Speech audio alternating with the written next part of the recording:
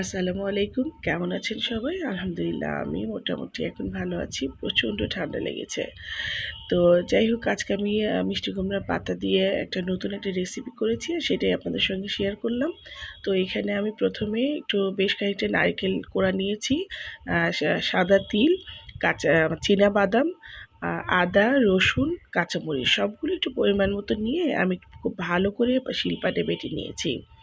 আর এদিকে পাতাগুলো আমি একটু কচি, কচি দেখে পাতা নিয়েছি। পাতাগুলো এইভাবে হাতের সঙ্গে খুব ভালো করে ডলা দিয়ে একটু সফট করে নিচ্ছি। আর এই পাতার সঙ্গে না ছোট্ট, ছোট্ট কাঁটা থাকে, একটু আম মানে একটু কেমন খসখসা টাইপের হয়ে থাকে। তো এটাকে আমি খুব ভালো করে সফট করে নিয়েছি হাতে ডলা দিয়ে। দিয়ে আমি খুব ভালো করে শাকগুলো ধুয়ে নিলাম। আর এদিকে বড় একটা বোল নিয়েছি। বড় বোলের ভিতরেই কাজটা করব। এখানে সব যেই মশলাটা করেছিলাম পুরোটাই দিয়েছি। আর 1/2 চামচ হলুদের গুঁড়ো, পরিমাণ মতো লবণ আর বেশ খানিকটা সরিষার তেল। এটা অবশ্যই সরিষার তেল দিয়ে রান্না করতে হবে। তাহলে এটার আসল স্বাদটা পাওয়া যাবে, হ্যাঁ? তো যাই হোক মশলাটা আমি খুব ভালো করে একদম মিক্সড করে নিচ্ছি হাতের সাহায্যে মেখে, মেখে।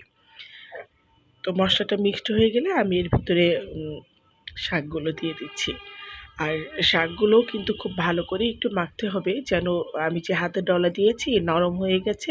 প্রত্যেকটা পাতার ভিতরে, ভিতরে যেন মশলাগুলো মানে একদম পৌঁছে যায়। তো যাই হোক আমি এই কাজটাও আমার শেষ হয়ে গেছে। আর আমি একটা এখন মানে বড় একটা ফ্রাই প্যান নিয়েছি। নিয়ে পাতাগুলো মানে আস্তে, আস্তেই খুব সুন্দর করে বিছিয়ে দিলাম। হ্যাঁ? যেন একটা পাতা একটা পাতার গায়ের উপর না লেগে থাকে। আর বিছিয়ে দেওয়ার পরে ওই যেই বোলটায় মাখিয়েছিলাম সেই বোলে একটু ধুয়ে একটু পানি দিলাম আর একটু হাত ধোয়া পানিও দিয়ে দিলাম। খুব বেশি পানি দেব না। এভাবে একটু পানি দিয়েই ব্যাস আমি ঢাকনাটা দিয়ে দেবো, হ্যাঁ? আর ঢাকনাটা দেওয়ার আগে আমি এর ভিতরে আরও একটু সরিষার তেল একটু ছড়িয়ে দিয়েছি যেন ফ্লেভারটা খুব ভালো হয়। তো যাই হোক সরিষার তেলটা দেওয়ার পরে আমি কিন্তু এখন ঢাকা দিয়ে দিচ্ছি।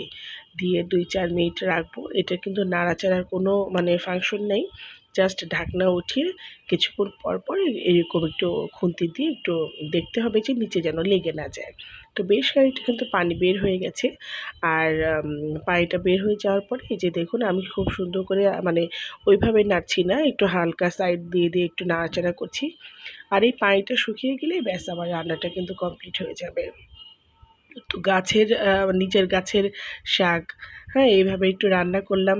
আর আমার এই ভিডিওটা কেমন লাগলো অবশ্যই লাইক করবেন, শেয়ার করে আমাকে জানাবেন। আর আমার জন্য বেশি, বেশি দোয়া করবেন। অনেক শরীর খারাপ তার মাঝেও আপনাদের জন্য একটু ভিডিও করে রেখেছি। আল্লাহ হাফেজ।